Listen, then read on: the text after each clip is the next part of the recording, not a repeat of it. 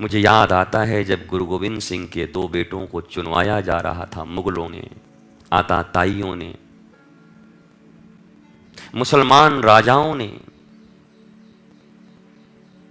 आक्रांताओं ने, जब कत्लेआम मची थी भारतवर्ष में, हिंदुस्तान में, जब चोटी और जनेऊ काटे जाते थे, रक्त रंजित की जाती थी भारत की भूमि, सनातन धर्मावलंबियों की कोई सुनने वाला नहीं था, हिंदुओं की कोई सुनने वाला नहीं था। इस पूरे भारतवर्ष में इतना अत्याचार। उस समय में उनके दोनों बेटों को चुनवाया गया। मुझे आश्चर्य होता है कि जिस 25 दिसंबर को आप क्रिसमस मनाते और क्या क्या मनाते, मनाइए, मुझे कोई बैर विरोध नहीं है, लेकिन जरा उसी 25 दिसंबर को याद कर लिया करो कि उसी दिन गुरु गोविंद सिंह के दोनों बेटों को चुनवा दिया गया था। क्यों पता है? तुम्हारे हिंदू धर्म की रक्षा के लिए। नन्हे नन्हे बालक, एक 15 साल का, एक 11 साल का, कैसे युवराज जैसे गोरे पुत्र इस्लाम धर्म कबूल कर ले और नहीं तो तुझे चुनवा दिया जाएगा। भारत भूमि की रक्षा के लिए, सनातन धर्म की रक्षा के लिए, अपने धर्म की रक्षा के लिए दीवारों में चुन दिए गए, पर विधर्मियों के धर्म को स्वीकार नहीं किया।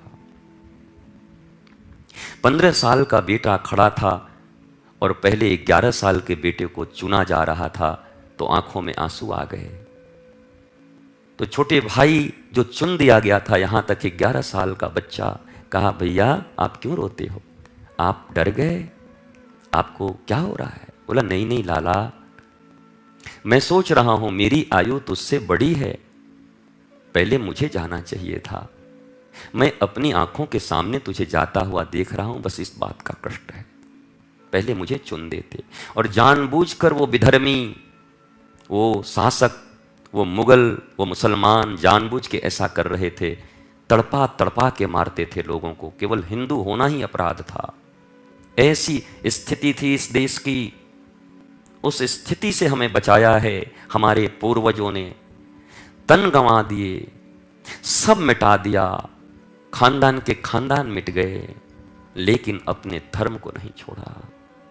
अपने धर्म में जिए, राम और कृष्ण को लेकर जिए। आज उसी देश की कैसी स्थिति है कि जातिवाद के नाम पर लड़ाई हो रहा है, वर्ण के नाम पर लड़ाई हो रहा है, विखंडित किया जा रहा है सनातन धर्मियों को, हिंदुओं को मिटाया जा रहा है, एक दूसरे से भिड़ाया जा रहा है। जरा आप सोचो, एक ही भक्तमाल ग्रंथ है, वहीं पर श्री रैदास जी की कथा है, और वहीं पर चैतन्य महाप्रभु की कथा है, वहीं पर रामानंद जी की कथा है, वहीं पर कबीरदास की कथा है, वहीं चोखा मेला की कथा है, वहीं पर नामदेव जी की कथा है, वहीं सावता माली की कथा है, वहीं जनाबाई की कथा है। कहाँ जातिवाद है? कहाँ वर्ण विभेद है? ये तो वोट के सौदागरों ने तुम्हें बांट दिया है, जिनकी तिजोरियां भरी पड़ी हैं, तुम्हें बांट दिया, अलग अलग कर दिए तुम्हें। वरना जिस धर्म को बचाने के लिए 11-11 साल के बच्चे चुन दिए गए हों और मुस्कुरा रहे हों, भैया रोना मत, और फिर 15 साल के बच्चे को चुन दिया। जाओ दिल्ली, गुरुद्वारा शीशगंज, शीशगंज नाम क्यों है? गुरु तेग बहादुर जी के नाम पर है।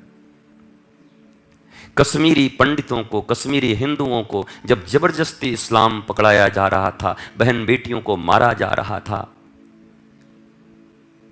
खुले आम रक्त रंजित थी पूरी भूमि, तो आकर तेग बहादुर जी से उन्होंने कहा, मेरी रक्षा कीजिए। उन्होंने रक्षा के लिए तलवार उठाई। तो औरंगजेब शासक था, उसको किसी ने कहा कि अगर ये तेग बहादुर, गुरु तेग बहादुर इस्लाम धर्म स्वीकार कर लें तो सारे हिंदू फिर आपके पांव के नीचे होंगे, सब इस्लाम स्वीकार कर। उसने ऑफर किया कि या तो कर ले, नहीं तो तुझे मरवा दूंगा। धर्म की रक्षा के लिए गुरु साहब, गुरु तेग बहादुर, गुरुद्वारा शीशगंज नाम भी नहीं सुनते। कैसे इतिहास पढ़ाए गए हैं हमें। मैं तो कहता हूं कि अगर भारतवर्ष का सच्चा इतिहास ही हमारे ललनाओं और हमारे बच्चों को पढ़ा दिया जाता तो ये सब धर्म की रक्षा कर लेते। आज जिस धर्म की रक्षा के लिए नन्हे नन्हे बच्चे 10-11 साल के लोगों ने तलवारें उठाकर इस महान सनातन परंपरा को बचाने के लिए, और हम पता नहीं क्या क्या गाए जा रहे हैं, अल्लाह मौला ये वो, जो मन वही गाते जा रहे हैं। ये पूरा का पूरा फिल्म इंडस्ट्रीज, पूरा का पूरा ये बहुत बड़ा हमला है हमें इस्लाम धर्म कबूल करवाने के लिए, बेधर्मी बनाने के लिए। हर गाने मौला पे, हर गाने अल्लाह पे, हर जगह गजलें। कहाँ गए राम, कहाँ गई कृष्ण, कहाँ गई अभंग, कहाँ गई मीरा के पद, कहाँ गए सूरदास के पद, कहाँ गई जनाबाई के पद, कहाँ गई तुलसीदास, कहाँ गई, कुछ पता नहीं। कैसा विकृत इतिहास पढ़ाया गया हमारे बच्चों को। इन्हें कुछ खबर नहीं है क्या कर रहे हैं। इस विडंबना है इस देश की। जिन्हें इतिहास का पता नहीं वो धर्म की रक्षा क्या करेंगे, और धर्म इनकी रक्षा कैसे, ये कैसे सुखी रहेंगे ये लोग।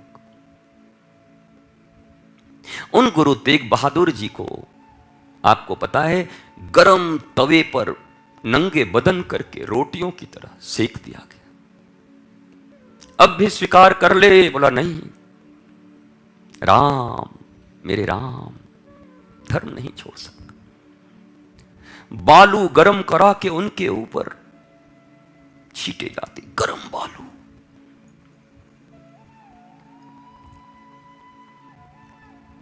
बड़े तेल के कड़ाहों में पकौड़ियों की तरह तल दिए गए जिंदा इंसान जिसने धर्म रक्षा के लिए।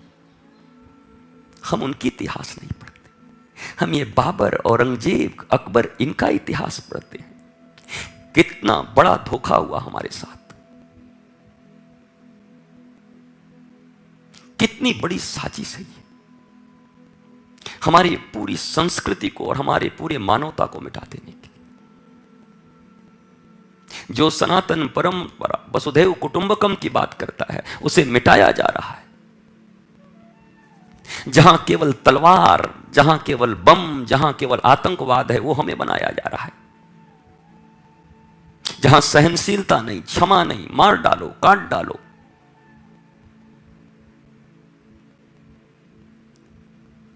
ये सिख गुरु क्यों बने थे? हमारी तुम्हारी रक्षा के लिए। इन्होंने अपने बेटों की कुर्बानियां क्यों दी? वो हो सकते थे, वो राजा बन सकते थे, एक एक स्टेट का राजा बनाने के लिए कहते थे और वो मुगल लोग, पर हंसते हंसते अपने बच्चों को चुनवा दिया। पर धर्म न छोड़ो। हमें देखो हम क्या कर रहे हैं, वही सब सुन रहे हैं, वही रट रहे हैं, वही कर रहे हैं। मुझे मेरे कृष्ण का आधार है, मुझे जरूरत नहीं और किसी की। मेरे गुरु और मेरे कृष्ण मेरे लिए समर्थ हैं, मेरी किशोरी, मुझे और कुछ रचने की जरूरत नहीं। मैं उन महापुरुषों को याद करता हूं बस जिन्होंने मेरे धर्म की रक्षा की।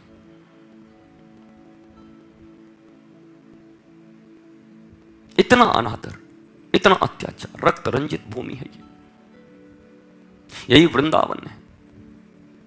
7 मंजिल गोविंद देव जी की मंदिर आगरा से देखता था, उतना ऊंचा दीपक। तो औरंगजेब कौन है ये, क्या है? बोला मंदिर है। दुष्ट ने आक्रमण कर दिया दूसरे ही दिन। ये वृंदावन की भूमि केवल साधुओं के रक्त से, जैसे कीचड़ होती है, साधुओं के मुंडी कटे हुए थे जगह जगह। इतना रक्तपात किया उस दुष्ट ने। ये मुगल, ये विधर्मी लोग